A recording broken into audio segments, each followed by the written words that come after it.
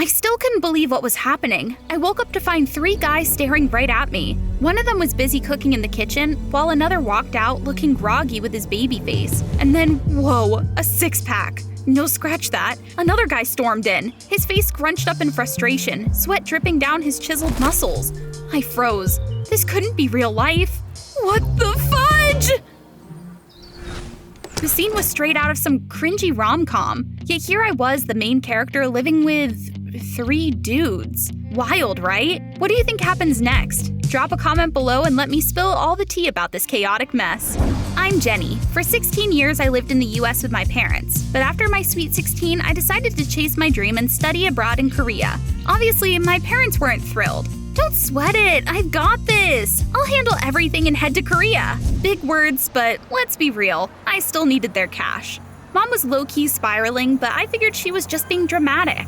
I was sure I could handle it, but reality slapped me hard that first night. The room I rented was tiny, musty, and made me sneeze non-stop. It gave off hardcore haunted vibes, and all those Asian ghost stories came flooding back. Yeah, I noped out of there by sunrise. With Korea booming for tourism, every decent room was booked. I was spiraling until I found a rental ad on social media. Hype mode activated. I didn't even wait for a reply. I just bolted to the address. No vacancies. That post's 5 months old. We're already renting here. Standing before me were 3 guys around my age. They spoke English and were clearly not into random visitors. I've got nowhere else to go. If I don't find a place, I'll have to sleep on the streets tonight. We might have a spare room. Are you serious? She's a stranger. What if she has bad intentions, like those scammers? Excuse me? I did not look like a scammer. Just a poor homeless girl trying to survive.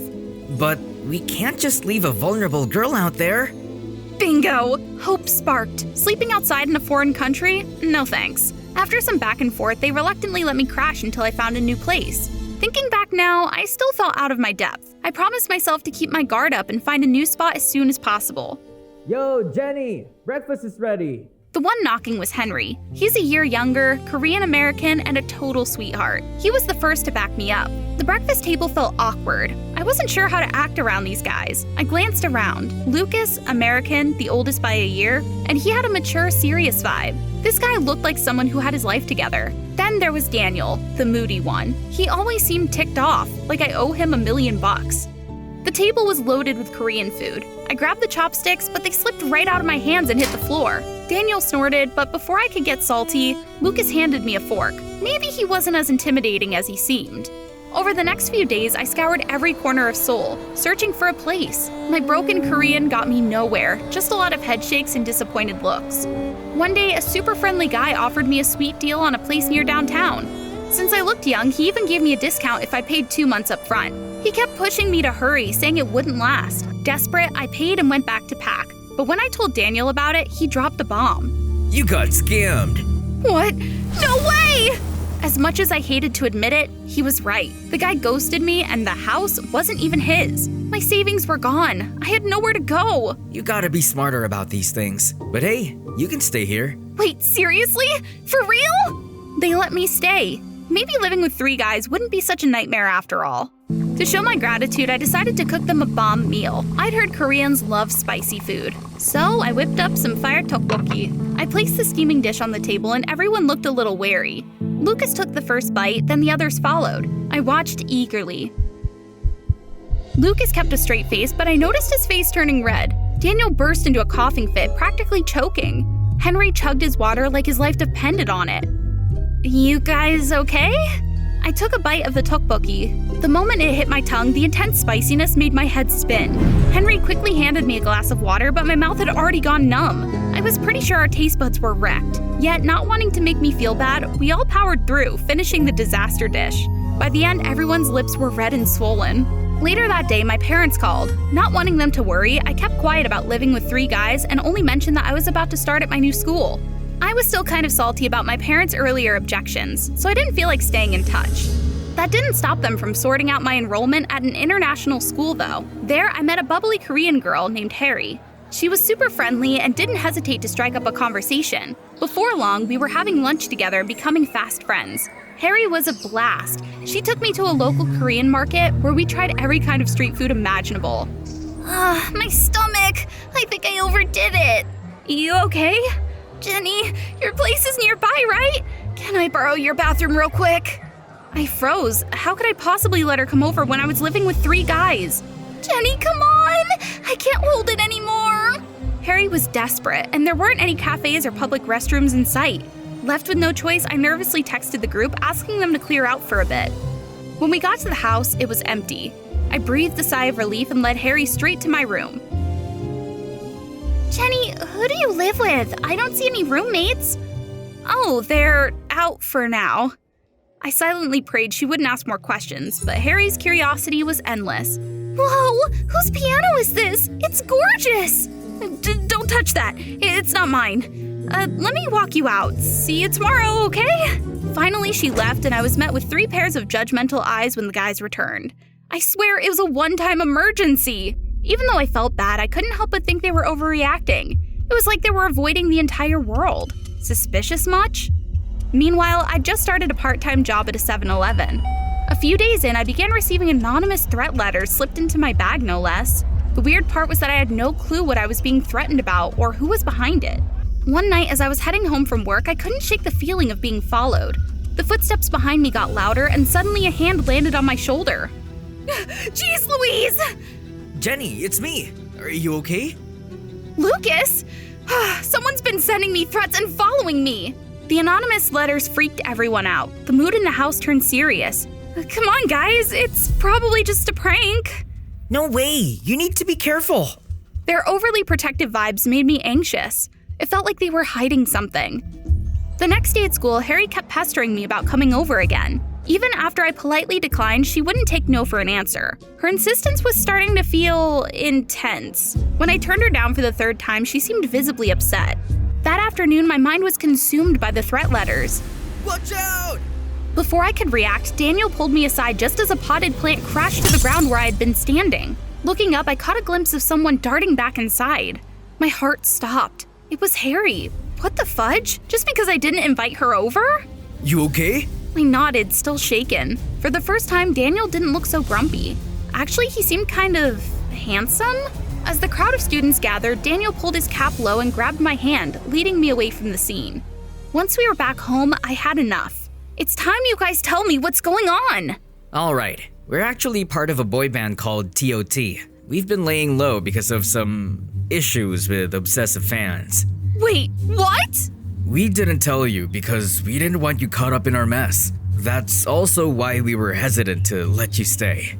Finally, everything clicked. Their group had gone on hiatus due to a dangerous fan situation. They'd even suffered emotional scars, losing their drive to create and perform. I wasn't into K-pop before, but now I was furious about what those so-called fans had done to them. They'd helped me during my toughest times. Now it was my turn to help them. First, I had to deal with Harry, the one who threw the plant. Turns out, she was a hardcore TOT fan. On her first visit, she must have recognized Daniel's signature on his piano. Armed with security footage of her attack, I went straight to the principal. Harry got a disciplinary warning, and just like that, the threat was neutralized. But things got messier. Harry wasn't the only obsessive fan. There was a whole swarm of them, lurking in anonymity. Time for a bold move. I posted in the TOT fan group, teasing an appearance by 3 boys. Henry understandably looked worried. You sure about this? Trust your fans, Henry. They'll have your back. As expected, the crazies showed up, pushing and shoving like they owned the place. And there was Harry, right in the thick of it. She spotted me instantly. It's her! She's the one living with TOT! The swarm turned their hateful gazes on me. They crowded around, their hostility thick in the air. Harry lunged at me, but I quickly pushed her away, stepping back. My plan was a gamble, and it was all or nothing. Just then, murmurs rippled through the crowd. Another group of people was arriving. These were the true fans, the ones I had quietly reached out to. My secret weapon. I know everyone's excited to see TOT, but we all know why they've been on hiatus. It's because of these toxic fans. The crowd's attention shifted to the obsessive fans. Disgusted glares pierced through them. Under the weight of judgment, they huddled together, heads down. Get lost! We don't need fans like you! Yeah, scram! Humiliated, the toxic fans scattered. Then the music started. TOT's songs filled the air, and everyone joined in singing their hearts out. I glanced up at a nearby rooftop where the three boys stood, taking it all in. They watched their real fans stand up for them and sing their songs. Not long after, I got an invitation to TOT's official comeback concert. We'd like to dedicate this song to a very special girl as a way of thanking you. After the concert, life slowly returned to normal. Our time at the shared house came to an end, but we decided to have one last little party together. We were in the middle of eating when I suddenly froze, staring at the TV.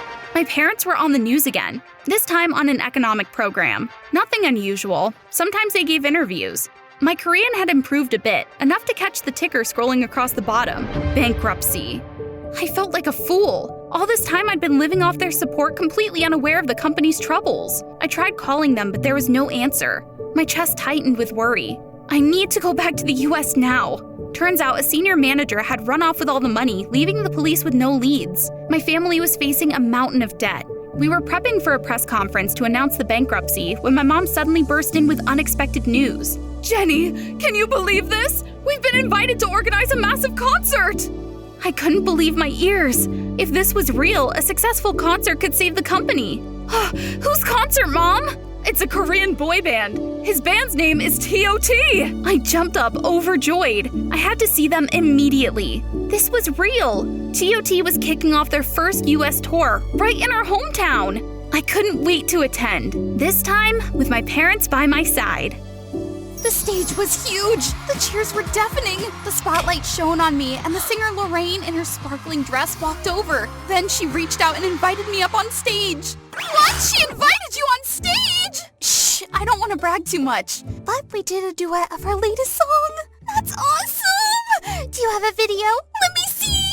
No, it was a private concert for Lorraine's special guests, so recording was forbidden. If there's another chance, I'll get you a ticket. My friend nodded excitedly. Hey, Cassie, isn't that the time you jumped on stage, grabbed Lorraine's mic, and got thrown out by Quiet, Enzo! Oh, hi there. I'm Cassie, 16, from Toronto, and I dream of becoming a famous singer. But before I can achieve that, I have to deal with the mess I've created with all my outrageous lies. Don't forget to like and subscribe before the story begins. Music has been everything to me since I was little. I love singing, and I'm ready to sing anytime, anywhere, though most of the time my audience isn't very receptive. Stop that racket or I'll kick you out of the house! Hey, keep it down! Well, actually I did have one exceptional audience member. Enzo, my best friend. We've known each other since we were kids playing in the rain. I'm an only child and Enzo has only a sister who's been studying abroad for years. So we've become inseparable. Anyway, I admit I still have a lot to learn, but I've never thought of giving up on my dream of becoming a singer. My idol is Lorraine, a world-famous singer whose concert tickets sell out in just 3 seconds. One special thing about us is that we coincidentally share the same eye color and hair color, so we look quite alike. I could even hold a concert pretending to be Lorraine. All right, I won't do that. On my first day of high school, my eyes immediately glued to a poster on the bulletin board recruiting members for the music club. At the same time, I overheard some hot gossip. A talent agent would be attending the showcase for new club members this year. That was all I needed to hear. I quickly signed up. I practiced so hard for the audition. Finally, the day came for me to showcase my golden voice. But then a little accident happened. Next contestant, please! I stepped onto the stage, confidently singing and dancing to the music. The judges' faces turned sour, and one even raised a hand to stop. But I ignored the silent music and kept going like there was no tomorrow. Right then, the unlucky mic slipped from my hand and flew straight into Jasper's face, the club president sitting at the judges' table. As a result, I was immediately disqualified. I couldn't accept defeat like that. I had to use every trick in the book to salvage my chance. Please, give me a chance! The audition is over. See you next year. It was just a small accident. Can't you overlook it? Considering my singing and performance style. You'd still be disqualified. Who do you think you are? You sing like a cow mooing and still have the nerve to beg? Jasper's words struck me like a lightning bolt. In a fit of anger, I blurted out, "You'll regret treating Lorraine's sister like this." Jasper immediately turned back to look at me with his bruised eye full of doubt. Then he suddenly cornered me against the wall. Excuse me? What did you just say? I'm Lorraine's sister. You know, the famous idol who sells out concert tickets in seconds? Don't tell me you don't know her. Of course I know. Lorraine is the idol of all the students in the school. But her sister? What proof do you have? I don't need to prove something that's obviously true. Anyone can see it, but if you insist, fine. I'll bring you a childhood photo of us tomorrow. Limited edition. Oh, my blabbermouth! Well, now I had to follow through. The next day, I brought a childhood photo and an album signed by Lorraine, which I bought from another fan. Jasper finally agreed to let me into the club. Don't ask me where the photo came from. Photoshop is handy for times like this. I excitedly shared the good news with Enzo, but after hearing the full story, he became very concerned. I don't think that's a good idea, Cassie. If Jasper finds out you lied, things will get really bad. I had no other choice. Come on, Enzo. Maybe Jasper will realize I'm giving him a chance to polish a rough diamond. However, the problem wasn't just with Jasper. Just one day later, news spread throughout the entire school. I became the center of attention. Some even volunteered to do my homework for the entire semester just to get a ridiculous doormat I claim that Lorraine often uses at home. Thanks so much, Cassie. How about the nougat candies I sent her through you last time? Did she enjoy them? She loved them. She even asked me to pass this thank you note to you. Keep it secret, okay? Not everyone gets this privilege. In the music club, I was warmly welcomed thanks to the Little Sister of Lorraine title. Tell us more about Lorraine. What does she like to eat for breakfast? Does she talk or fart in her sleep? I bet even her snores make a melodious tune. Well, Lorraine loves Japanese food. She could eat sashimi 3 meals a day and never get bored. So about her digestion, you know. As for sleep, she always has the lights on and loud music playing. At first it bothered me, but I got used to it. She's a singer after all. What's wrong? Are you sure? Lorraine once said on TV that she can't eat raw food. She also said she's very sensitive to light and noise when she sleeps. Well, actually, I forgot to mention, that was a long time ago. We don't live together anymore. The life of a superstar has changed her a lot. You guys are asking the wrong questions. Why doesn't anyone wonder why Lorraine has never mentioned having a sister? Everyone turned to look at me. I tried to present the patched-up story in my head as naturally as possible. The truth is, our parents didn't support Lorraine becoming a singer. They were worried I'd follow in her footsteps, so they separated us and told Lorraine not to mention me on TV. But of course, I couldn't deny my passionate love for music. That's why I'm here. Oh, poor you two! I had temporarily succeeded in manipulating everyone, but the problems continued during singing practice. I kept missing beats, singing off-key, causing a whole team to repeat rehearsals. They must have been wondering why the sister of a top idol sang so poorly, and Jasper was furious. You're driving me nuts! Practice properly before the showcase rehearsal, or just get out of here! It was terrible. I could only run to Enzo to complain, and surprisingly, he offered to help me practice. For the next few days, Enzo and I practiced singing together in the gym. Oh boy, Enzo's voice left me speechless. How did I not know he could sing so well? Thanks to Enzo pushing me, I practiced diligently and felt myself improving every day. At the showcase rehearsal, for the first time, I received applause from my clubmates and a barely acceptable nod from Jasper. However, he still insisted on throwing a wrench into my plans. As I was about to leave with Enzo... Cassie, I want you to invite Lorraine to our showcase. What? What? Hey, you're being unreasonable. Stop exploiting her. It's just inviting your sister to watch your performance. What's the big deal? Out of options, I had to firmly assure Jasper that Lorraine would come. I knew I'd fallen into the trap I had set for myself. On the day of the showcase, I quickly spotted the talent agent sitting in the audience. Enzo kept telling me to focus on my performance, but I couldn't stop thinking about how Jasper would expose me if Lorraine didn't show up. Just then, the auditorium door swung open, and through the blinding light, a figure walked in. OMG, it's Lorraine! The screams drowned out the music, and the bodyguards had to rush out immediately before Lorraine got mobbed. Jasper was utterly shocked. As for me, I felt a weight lifted off my shoulders. I immediately composed myself and delivered a flawless performance. At the end, Lorraine even came on stage and gave a speech as if she really was my sister. It was like a dream. But then, I met Enzo and also Lorraine in the waiting room. Lorraine is my sister. What? Enzo? So the sister you said was studying abroad was actually... Why didn't you help me from the start? How dare you blame my brother when he went out of his way asking me to save you from a massive embarrassment? Remember, I haven't even dealt with the fact that you impersonated me and spread lies. How ungrateful. Lorraine's words felt like a slap in the face. I didn't want you to keep lying, Cassie. I know you can do much better if you try practicing instead of using lies as a crutch. But maybe I expected too much. Enzo quietly left the waiting room, leaving me alone in shock. The final blow to that terrible day was that the talent agent didn't pick me. All the effort and lies I'd built up over time were for nothing. The next day, I was walking home feeling dejected when I came across an old woman selling apples. After taking a bite of the apple she offered, my head started spinning. I only managed to see her peel off her disguise before I passed out. When I woke up, I found myself tied up on a rooftop surrounded by some strangers, including Jasper? What are you doing? Let me go! He laughed menacingly and shoved a phone screen in my face. What's that? Can't see. Open your eyes wide! It was a ransom message demanding Lorraine cancel tonight's concert immediately? There were also pictures of me tied up and unconscious. I had my suspicions since there was no information about Lorraine's family, but I never thought you stupid girl would walk right into my trap. But why are you doing this? Justice. Lorraine doesn't deserve to be famous. I should have been the one to win the contest and become a superstar.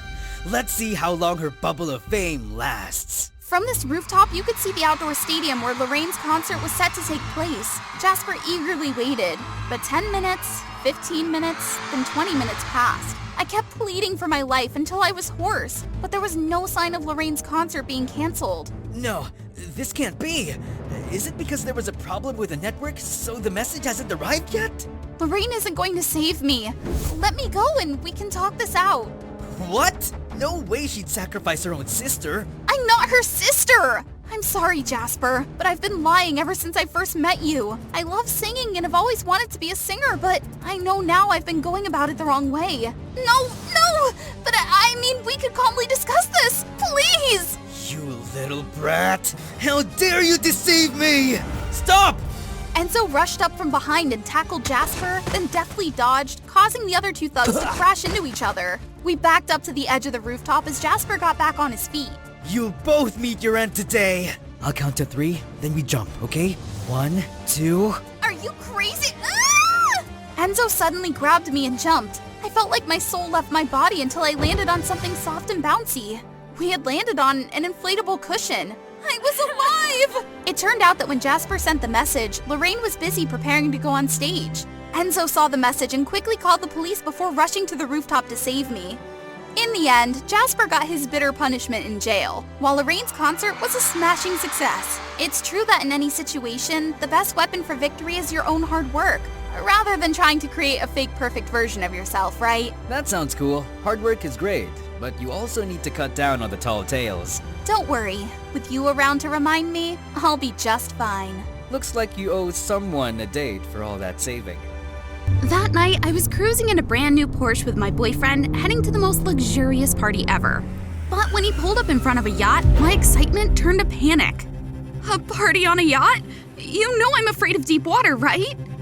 Come on, don't be such a baby. It's been ages. Get over it.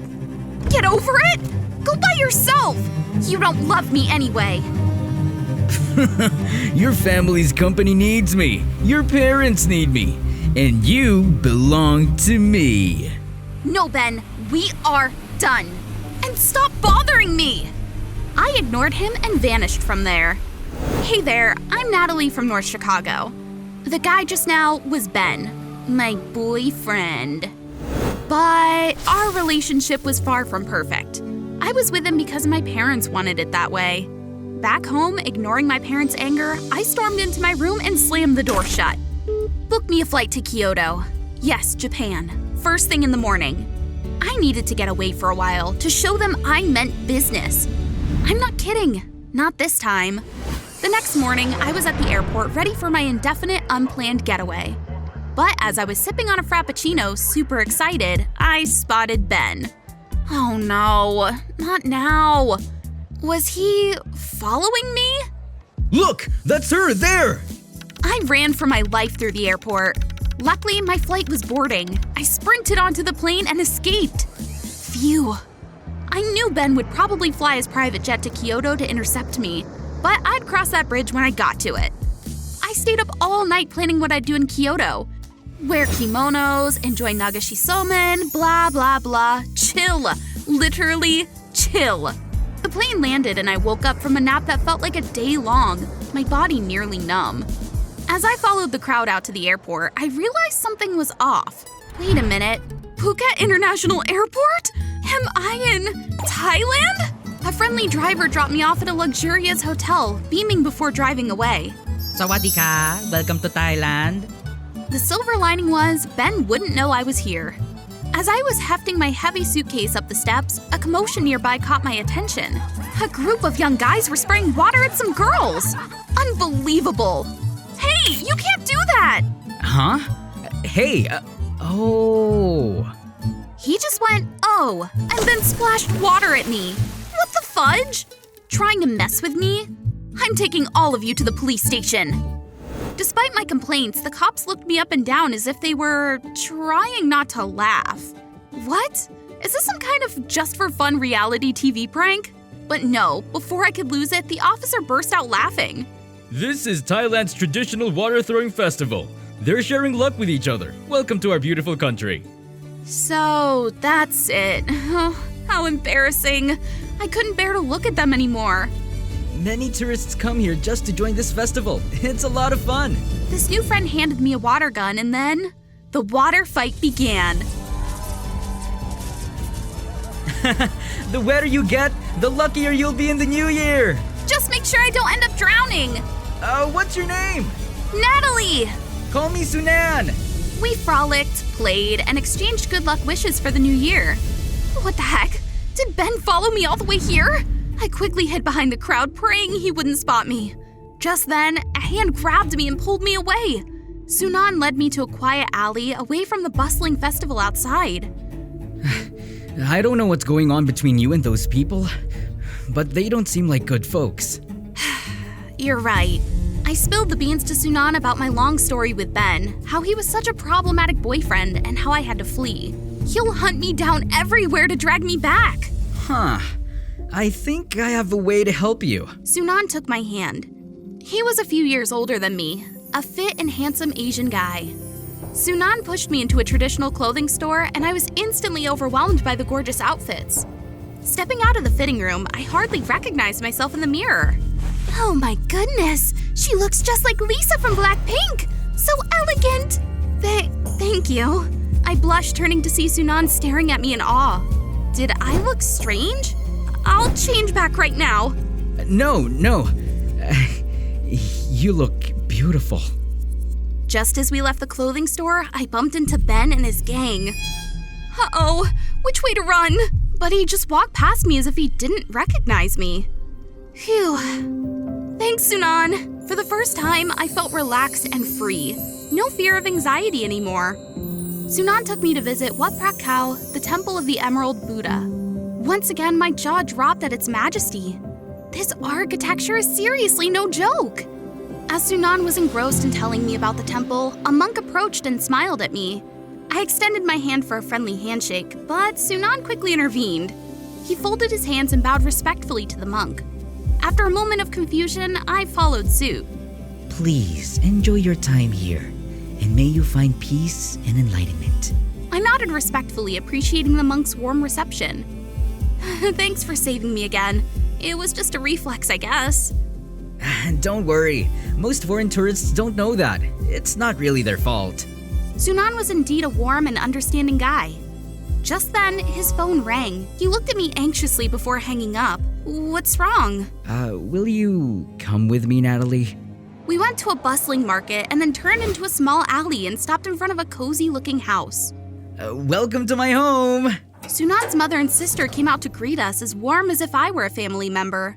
Later, we prepared baskets full of fruits before taking them to the market. The scent of ripe mangoes and jackfruits filled the air, tickling my curiosity. Let's do it together. I followed Sunan to the market. Only upon arrival did I realize it was a floating market. Dad, save me! Please! I'm here! During my 10th birthday party, specially organized on a luxury yacht, the happy occasion quickly turned into a nightmare as I accidentally slipped and almost drowned. Since then, I've always been fearful of being near water. Natalie? Natalie! Huh? Here, give me your hand. I swallowed hard, trying to suppress my fear, but my hands were still trembling. It's not as scary as it seems. Trust me, you're stronger than you think. Sunan extended his hand again, and this time I grasped it. I knew it was time to bravely face my fear. Sunan helped me onto the wobbly boat.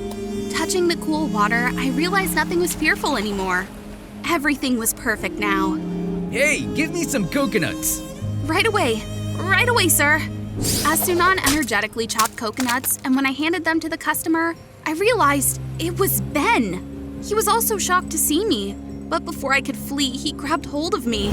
Ben's grip was like a vice on my wrist, pulling me away from the lively market. Panic bubbled up inside me.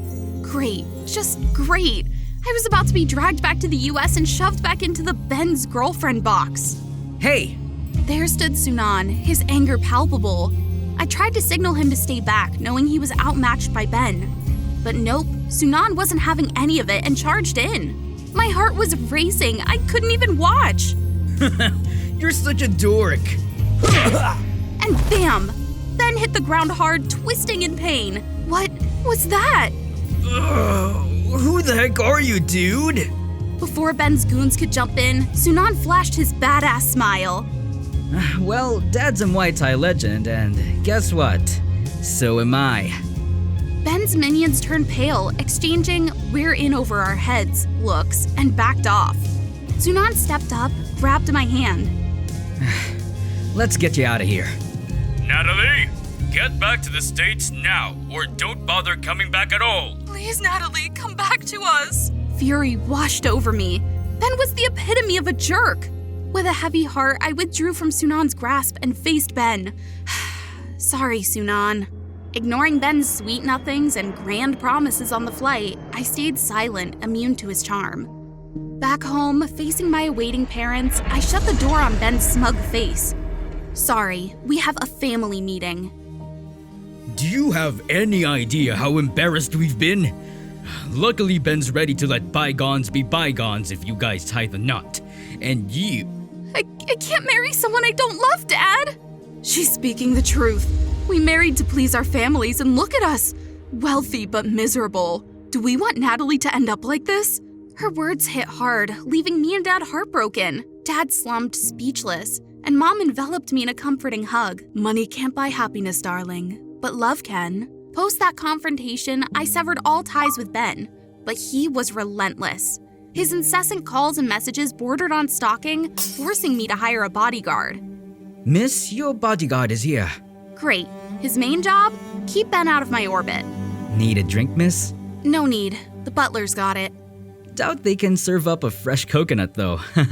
What? Sunan! There he was, all smiles, just like when we first met. I ran to him, my hug saying all the words I couldn't find. Why did you come? To find you.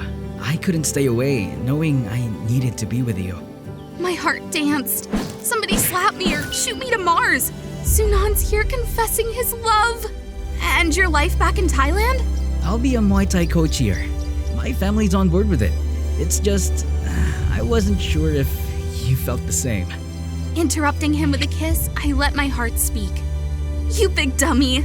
I love you too.